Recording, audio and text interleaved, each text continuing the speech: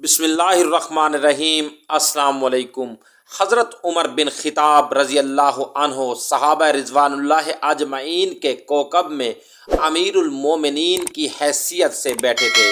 صحابہ کرام رضی اللہ عنہم آپ کے ارد گرد بیٹھے مختلف باتیں کر رہے تھے اور حضور صلی اللہ علیہ وآلہ وسلم کی سیرت طیبہ کا ذکر خیر کر رہے تھے۔ اسی اثناء میں لوگ حضرت عمر رضی اللہ تعالی عنہ کی مدح سرائی کرنے لگے۔ خدا کی قسم اے امیر المومنین، ہم نے کوئی شخص نہیں دیکھا جو آپ سے زیادہ انصاف کرنے والا ہو، جو آپ سے زیادہ حق گو ہو اور آپ سے زیادہ منافقین پر سخت گیر ہو۔ آپ رضی اللہ عنہ تو رسول اللہ صلی اللہ علیہ وآلہ وسلم کے بعد تمام لوگوں سے زیادہ بہتر ہے۔ یہ سنتے ہی حضرت عوف بن مالک رضی اللہ عنہ کو غصہ آ گیا۔